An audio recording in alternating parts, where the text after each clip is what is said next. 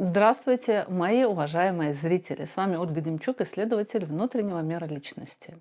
Не так давно я попала в одно заведение, и там было настолько все в слиянии, что я решила достать эту тему и поговорить с вами про нее.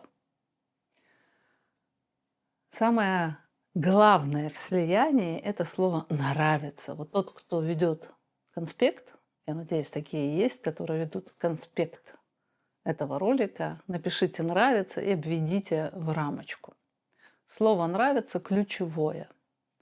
Когда люди попадают во взаимное слияние, то, что принято в психологии называть слиянием, то у людей неизбежно возникает желание нравиться или желание понравиться. Давайте сначала разберем истоки этого желания нравиться, потому что без него мы не поймем, почему мы попадаем в странные игры с собой и с другими. Для ребенка нравится– это залог того, что ему дадут все, что он хочет.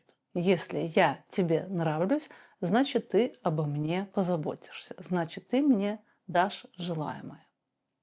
И вот этот детский взгляд «я тебе нравлюсь», «я тебе нравлюсь». Я могу говорить любой текст, но все равно этот посыл, вот это желание понравиться, он будет считываться другим человеком. И с одной стороны, человек будет ощущать такое охмурение себя, но с другой стороны, ему будет приятно от того, что ему хотят нравиться. Как бы давая ему позицию того, кто выше, кто важен. Видишь, я хочу тебе понравиться. Я хочу тебе нравиться. И если мы говорим про ребенка, то у него действительно его жизнь зависит от того, нравится он или нет. И больше ни от чего. То есть маленькая личность, она не обладает никакой полезностью, она не обладает никакими навыками, которые могла бы предложить. Она должна только нравиться. И многие люди, которые не выводят в сознание этот аспект, этот атовизм из детства, усложняют себе жизнь и закрывают себе реализацию, развитие, зарабатывание денег. Потому что как только они входят с кем-то в отношениях, у них тут же включается этот детский сценарий «я хочу понравиться», и человек как будто вообще забывает, как он здесь оказался, почему он сюда пришел и что ему здесь надо. Вот этот взгляд «я тебе нравлюсь», он выглядит соблазнительным, но это соблазнение не сексуальное, а соблазнение детское. Ребенок хочет нравиться, чтобы его как бы любили, это называется, вот меня любят, значит, мне дадут то, что я хочу. И если мы с вами вдумаемся в то, что такое нравится, и немножко усилим степень слова нравится, то мы получим «я хочу, чтобы мной восхищались». Я хочу, чтобы мной очаровывались. Я хочу, чтобы меня обожали. А еще выше, если мы поднимемся, чтобы я была лучше всех для тебя. Я лучшая для тебя. И поэтому люди, которые находятся в хороших отношениях со своими родителями, я думаю, что им повезло еще меньше, но в хороших, я имею в виду, в слиятельных отношениях со своими родителями, им повезло еще меньше, чем тем людям, которые ругаются со своими родителями. Почему? Потому что родитель, ты для него будешь всегда особенный, ни на кого не похожий, у тебя с ним особенное отношение. И в слиянии вот эти детско-родительские отношения, они возможны не только между родителями и детьми, но, например, между подчиненным и начальником, между мужем и женой, между двумя друзьями. Они хотят друг другу понравиться, хотят создать друг другу определенную атмосферу, в которой общаются два хороших человека, взаимоподдерживающих друг друга и ругающих весь остальной мир. Поэтому те, кто постоянно созванивается с родителями, рассказывает им про свои беды, рассказывает про то, что произошло за день, отчитывается, они получают дозу вот этого обожания, вот этого ощущения, что я особенный и избранный, и поэтому со всем остальным миром такой человек будет находиться в напряженных отношениях. У каждого человека есть своя инструкция, как нравится. Вот как пишут скрипты для того, чтобы, например, общаться с клиентом. Точно так же у каждого из нас есть этот скрипт, эта инструкция, как я должен себя вести, чтобы понравиться. И когда человек находится еще не во взрослости, то есть у него контрольный пакет акций находится в детских паттернах поведения, или же он выстраивает контакт с миром на основании детских паттернов, то он будет подчинен этому нравиться. Он даже не сможет это преодолевать, если захочет. Потому что наш инстинкт самосохранения реагирует на то, что я не нравлюсь, как на опасность. То есть если меня не обожают, если я не обаял, если я не нравлюсь, значит пространство небезопасное. И люди, у которых не выведено в сознание это желание нравиться, они попадают под каток инстинкта самосохранения. То есть фактически мы принуждаем себя нравиться, как принуждает сутенер женщину, торгующую телом за деньги, нравиться клиенту. И поэтому, попадая в этот режим, мы будем чувствовать себя использованными, будем ощущать некую такую даже, может быть, или годливость по отношению к себе, или же вообще не будем понимать, но будем ощущать какой-то неприятный, липкий, сладкий осадок от разыгрывания этого режима с кем-то. И вот этот инстинкт самосохранения, толкающий как сутенер человека в объятии к кому-то, будет сигнализировать, что ты сейчас все делаешь правильно, когда хочешь понравиться. Но на той стороне, на том конце контакта, или если мы в контакт входим с человеком, который тоже находится под влиянием этих детских процессов, то он может на мое желание понравиться, ощутить себя лучшим, мне хотят понравиться, значит, я главный, я лучший. И он займет позицию такого командующего, снисходительного родителя, или же тоже начинает входить в состояние «и тогда я тебе понравлюсь». Я тебе нравлюсь, ты мне нравишься. Мы два прекрасных человека, которые находимся в контакте. Вот на светских всяких мероприятиях люди искусственно создают вот это пространство «я хороший человек, ты хороший человек», и мы приятно общаемся. Ну, как вы понимаете, общение получается поверхностное, выхолощенное и пустое. То есть люди как бы улыбаются и обсуждают какие-то темы, но ощущения насыщенности, проявленности у человека нет.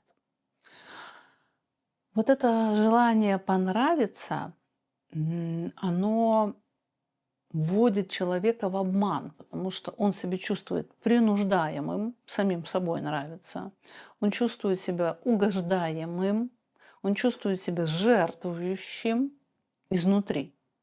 Но снаружи главная его цель – это захват власти над объектом. То есть, если я тебе нравлюсь, если ты меня принимаешь, значит, мне тогда будет позволено больше. Вот я думаю, все, кто наблюдал за тем, как ведут себя дети сначала приходят, детям непонятно, как к ним отнесутся, к их поведению.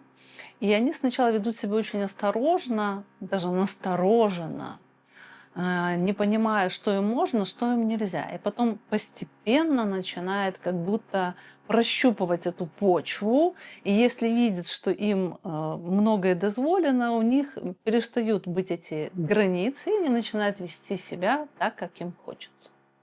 То есть фактически ребенок получил власть вести себя как хочется. И вот для того, чтобы себя не чувствовать жертвой в желании понравиться, надо помнить конечную цель этого. То есть я нравлюсь для того, чтобы получить потом власть. Если человек вышел уже из этих детских паттернов, он перешел на взрослое выстраивание контакта, то поведение другого, который хочет понравиться, будет восприниматься им как некоторая угроза. Потому что будет ощущение, что тебя охмуряют, запутывают в паутину, что тебя вовлекают в какие-то странные игры, правил которых ты не понимаешь, но понимаешь, что это какая-то чужая игра, где тебе предлагают быть каким-то персонажем. И у человека свободолюбивого в этот момент будет загораться лампочка опасности. То есть меня как будто лишают индивидуальности и предлагают быть каким-то персонажем. То есть моя индивидуальность стирается.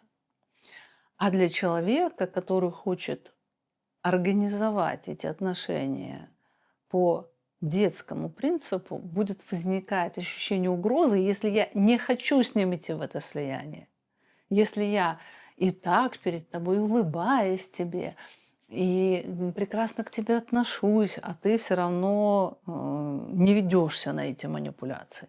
То есть такой человек будет восприниматься опасным, потому что если у меня нету ощущения, что я могу на тебя влиять, значит, я не управляю твоим поведением, значит, ты можешь себя вести как хочешь, значит, ты опасный человек.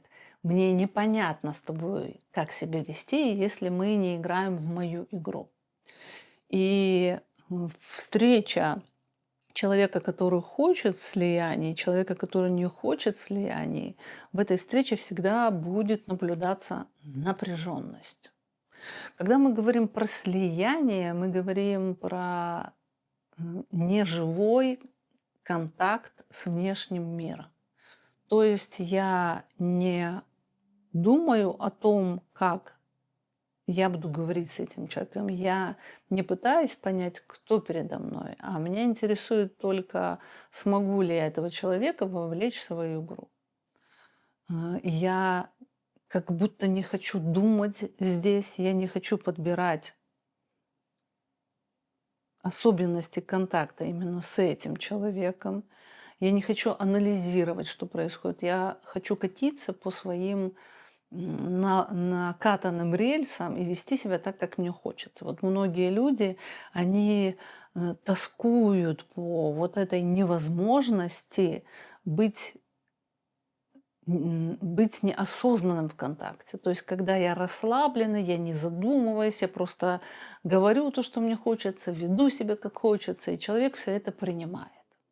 То есть вот хранение этой мечты делает вообще контакт с этим миром невыносимый. Этот мир кажется все время отторгающим.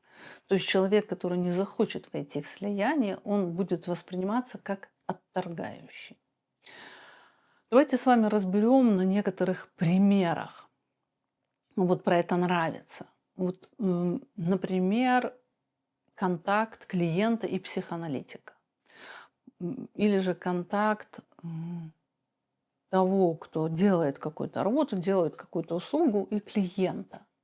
Вот для того, чтобы проверить, находитесь ли вы в слиянии, потому что многие слушают эту информацию про слияние, да-да, это ко мне уже не относится, я же проработанный человек, я уже ого-го, я прокачанный, но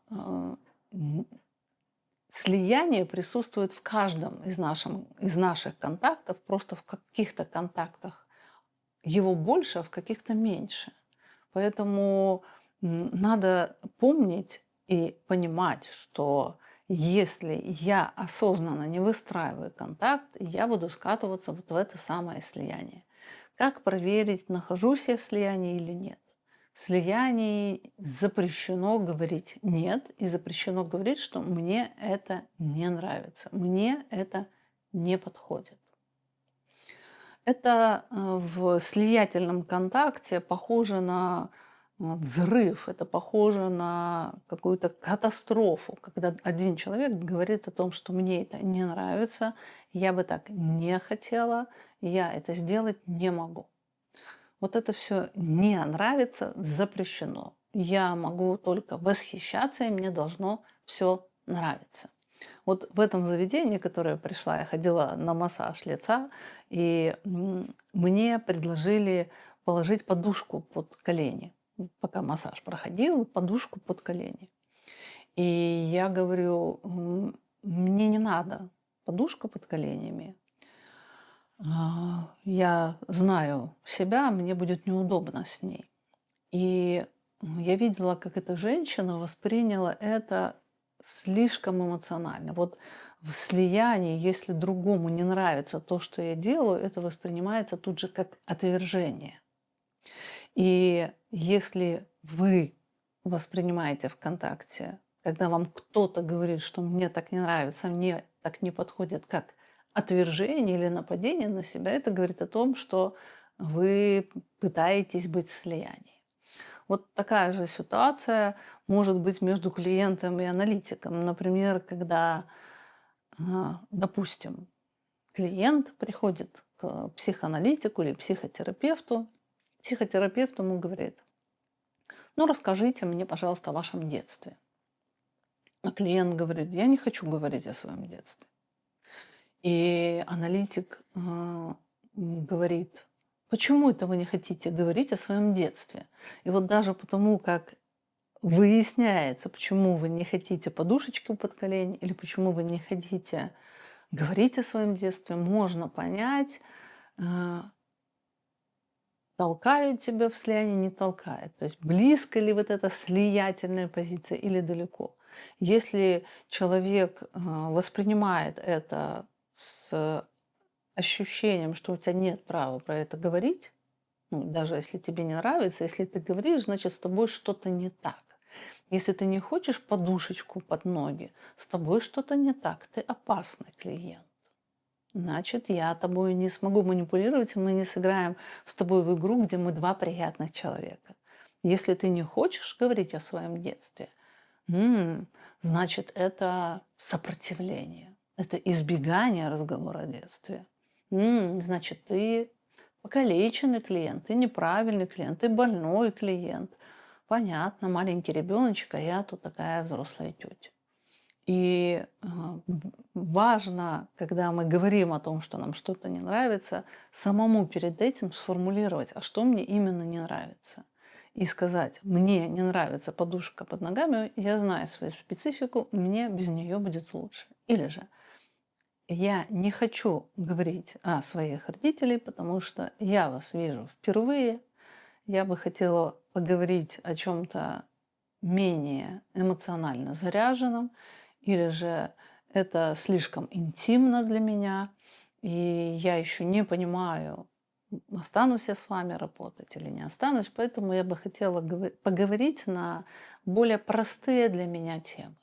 Видите, здесь я могу сформулировать, почему я не хочу это делать, и это нехотение говорение о себе. Давайте представим момент, если я нахожусь в детском паттерне, я привыкла выстраивать контакт как слияние, как я прореагирую на подушку, хотя она мне неудобна. Я ничего не скажу. Я буду это терпеть. Мне будет неудобно, но я это буду терпеть, потому что если я скажу о том, что мне не нравится, то я перестану нравиться. Обычно люди это говорят: а что про меня тогда подумают? На самом деле это страх не понравиться. И если я не понравлюсь, то вот у ребенка, то мне не дадут то, что я хочу. То есть тогда косметолог будет относиться ко мне плохо, он не сделает хорошо этот массаж. Или же, если мне мой психолог говорит: расскажи детство, я должна рассказать, у меня нет права самой принимать решение, о чем я хочу рассказать. Я уже вошла в слияние, я готова к этому слиянию, я буду делать все, что ты мне говоришь, я тебе буду нравиться, и если я тебе буду нравиться, ты дашь то, что мне надо. И человек получает что-то, ему что-то дают, но совсем не то, что ему надо, потому что другой человек, находясь в том же процессе выдают по своему скрипту то, что он считает нужным. То есть получается, что в таком слиянии как бы мы два хороших человека, мы друг другу нравимся, но ни один из нас не искренний. И вот в слиянии всегда появляется ощущение, что ты в нем прекрасный, что ты в нем гораздо лучше, чем в обычной жизни. И получается такое рафинированное пространство, очень цензурированное, где тебе нельзя быть тем, кого можно назвать плохим человеком. И другой тоже как бы не разрешает себе что-то плохое, он не разрешает себе отказывать, ему тоже не может что-то не нравиться. И люди начинают задыхаться в этом контакте. И все заканчивается тем, что человек терпит, терпит, терпит, терпит, терпит, и потом происходит какой-то кровавый конфликт, прям с какими-то разборками, с оскорблениями, претензиями, выкатывается этот громадный список претензий. Или же происходит разрыв. То есть человек молча перестает ходить к кому-то. Поэтому если мы работаем в сфере услуг, то нам надо понимать, а, этот человек, наш клиент. Ну, во-первых, самому стараться не быть в слиятельности, то есть следить за качеством, за профессионализмом, а доброжелательность должна быть достаточной, потому что если мы предлагаем другому человеку эту слиятельность, эту свою хорошесть, то человек может автоматически туда зайти и не понять. А, Вот можно проверить по себе. Допустим, я работаю в сфере услуг, я как психоаналитик работаю в сфере услуг. Может ли мой клиент сказать мне о том, что ему не нравится, что ему не подходит? Есть ли у него такое право? И чаще всего рабочие отношения начинались, например, у меня с некоторыми клиентами, когда я говорила о том, что мне что-то не нравится. Человек как будто получал разрешение. Вот существует такая легенда, что аналитик должен быть принимающим, чтобы клиент с ним не делал, он должен принимать, он должен молчать, он должен терпеть. И это такая медвежья услуга, где человек был в слиянии со своими прекрасными родителями, а потом находится в том же слиянии со своим психоаналитиком и тоже никуда не двигается. Он не становится отдельной личностью. В общем, интересная тема. И я, когда готовила этот ролик, я, как всегда, как я говорю, я пишу сценарий своей кровью, то есть я это все переживаю, вспоминая, как это было у меня, и как я, когда начинала свою практику, как мне важно было быть в этом, нравиться клиенту. И тем самым это была игра во что угодно, только это не был психоанализ. И как со своим супругом я точно так же, когда у нас начинались отношения, там было больше слияний, и постепенно, когда у тебя появляется право не соглашаться, говорить, что тебе не нравится, и у другого человека появляется право, и кажется, что тогда все разрушится, но наоборот, в таком контакте у тебя больше свободы и больше искренности, потому что ты не терпишь, а взрываешься, а у тебя нет ощущения, что ты раб. Вот в слиянии всегда есть ощущение, что ты как будто куколка, которая играет, или другой человек куколка, которая играет. В слиянии всегда есть такое, знаете, привкус маньячности. Вот для маньяков самое главное, чтобы жертва находилась в полной его власти. И вот в слиянии вот это ты находишься в полной моей власти, и человек даже может меняться. И я нахожусь в полной твоей власти. Я разрешаю тебе делать со мной все, что угодно, и ты мне тоже должен разрешать делать все, что угодно. И в таких отношениях возможны оскорбления, возможны какие-то человек себя не ограничивает, даже когда в конфликте, в скандале, он себя не ограничивает, выбирая слова, пытаясь понять, а что мне именно не нравится, научиться об этом говорить не как о претензии, а как о себе. Потому что если люди в слиянии, они наконец-то решает высказать недовольство, то это всегда претензия к тебе. То есть ты должен поменяться, ты неправильный, ты не такой, как надо. В общем, тема большая. Если вы захотите продолжение, пишите «хочу продолжение» и хотел бы обсудить такой-то и такой-то аспект. Э, на эту тему можно снять несколько видео, поэтому если у вас будет интерес, я сниму. Давайте так, если будет 200 тысяч у меня, если будет 100 комментариев с «да, я хочу продолжение», тогда я сниму.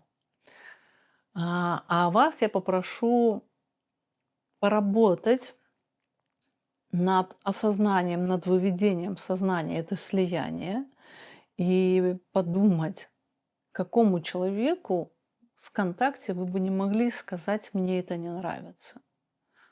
То есть, когда, например, человек долго в монологе, вы можете ему сказать много монолога. Я хочу быть в диалоге. Или же, когда другой говорит громко, вы можете, у вас есть право сказать, это для меня громко, чуть-чуть потише. В общем, поисследуйте свои слиятельные отношения, с кем-то они у вас точно есть, и попробуйте оттуда, зайдя туда, легализировав это, описать, а какие еще признаки слияния. А, Вот в слиянии точно денег не заработаешь. Кстати, тоже можно еще один ролик снять. Все, я закрываю свой фонтан. Жду ваши комментарии, жду ваши отзывы и ваши мысли. И напоминаю, что у нас 27 февраля, 27 или 28, не помню, 28 февраля будет вебинар «Пойманные в безысходность». Это ощущение безвыходности, и в это ощущение мы можем попасть как по причине того, что мы не умеем анализировать, как по причине того, что у нас действительно в жизни происходят какие-то неприятные события достаточно долго, а также состояние безвыходности может быть потому, что ты пойман вот в такие подобные детские сценарии, и тебе кажется, что ты как бы делаешь все правильно, но результата не достигаешь. В общем, о безвыходности 28 февраля регистрируйтесь на вебинар, ссылка есть в описании этого видео или на сайте olgademchuk.org. А я с вами прощаюсь, до встречи.